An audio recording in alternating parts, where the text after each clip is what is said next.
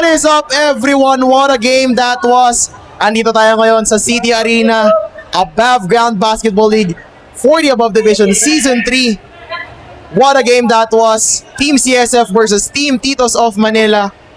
1-point win, dalawang overtimes yon. Kasama natin dito, player of the game, Sir Obet Visda with 15 points, 6 rebounds, 1 assist, 1 steal. After that 2 overtimes, sir, how do you feel? Kamusta kayo on winning that game? Ayun, sa age namin, siguro masabi ko, yun, exhausted talaga. Pero yun nga, continuous, lang naman, yung ganitong sports sa age bracket namin, para lang sa health na rin namin.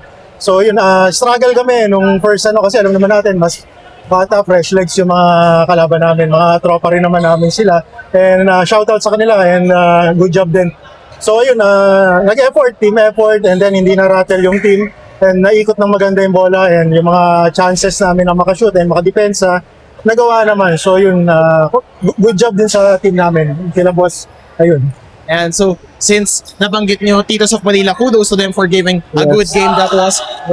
Matanong ko lang kayo, sir, dalawang overtime yun. Ano yung naging mindset nyo or what is your game plan kanina dun sa dalawang overtime? Ayun lang, continuous lang habang tuloy-tuloy yung game, tuloy ang effort. Walang, sabi nga nila, walang susuko, never give up, parang say never, sabi nila. So yun, tuloy-tuloy lang and hindi naman sumuko bawat isa. So nag-provide naman ng bawat isa. So defense and offense. So yun.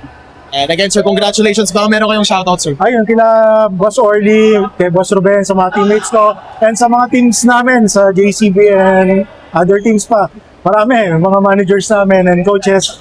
So yun, ay sa inyong lahat and God bless sa inyong lahat. And sa mga hindi pa sumasali sa liga na to, so sumali kayo lalo sa age bracket natin para maiano natin yung health natin. So yun lang.